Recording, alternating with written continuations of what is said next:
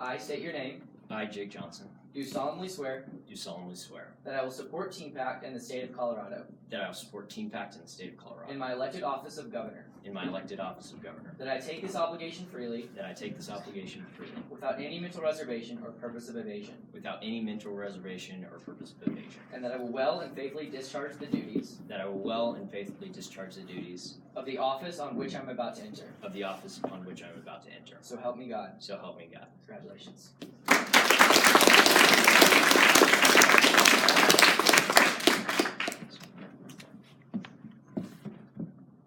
May 19th of 2013. So, a family that we knew was going on vacation, and they were traveling through Kansas. Now, why they're going through Kansas to go on vacation, I don't know. You'll have to ask them. But they were traveling along the highway. They were pulling a 32-foot travel trailer behind them. And to put this in perspective, this was the day after huge tornadoes hit Moore, Oklahoma, the day before. So they're driving along the highway at about 65 miles per hour. And they just pass a semi-truck. And then a huge gust of wind hits the trailer that they're pulling behind their car. And then they start to swerve. And they swerve left towards oncoming traffic and then turn the opposite way and then roll in the ditch a minimum of 5.5 times. Miraculously, 7 out of the 8 people in that car survived the incident. And the only person who was still in the car was the mother, who was had to be carried unconscious from the car. And this was an extremely miraculous event, and we'll come back to see how it actually applies in a little bit.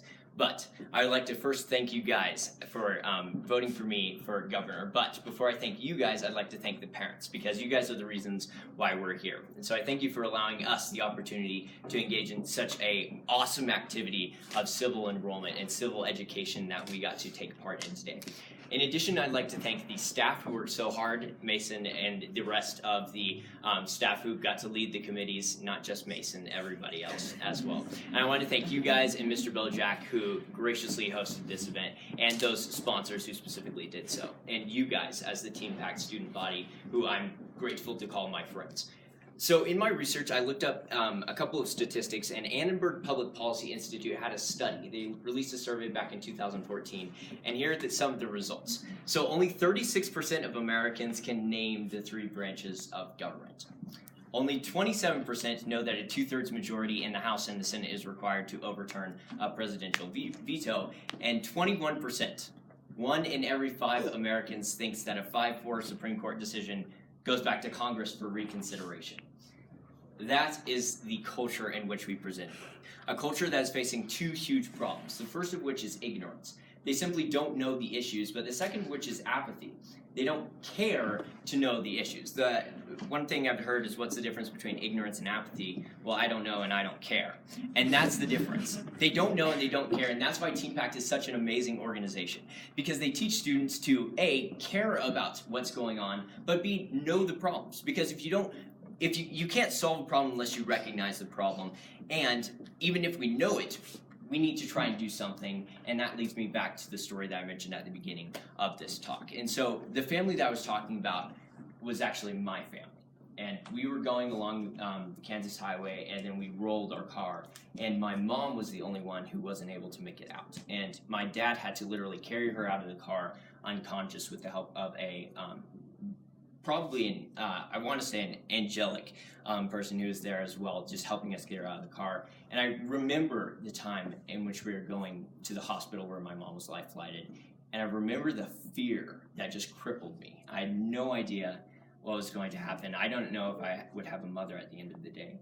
And after that happened, we learned that my mom was totally all right. At the end, she actually fractured her neck in 2 places, and the doctor said that if her bones had moved just a centimeter more, she would have been left paralyzed for life. And so this was just a crazy incident that occurred in my life, and it taught me something extremely key. That if we allow fear to cripple us, our effectiveness in the kingdom of God is severely limited. So those 2 issues that I talked about earlier, ignorance and apathy, are the ones that are affecting our culture. But we can still know the problem and still care enough to do something about it. But unless we have the courage to actually act upon it, we really have no impact on our culture. In Joshua 1:9, it says, have I not commanded you? do not be discouraged, don't be fearful. And Joshua is receiving this commandment, and that's the commandment that we are experiencing as well as TeenPacters. We are the ones who are called to acknowledge the problem, care enough about people to do something, and be courageous enough to take a stand, because we as Christians, if we don't take a stand, who will? Thanks.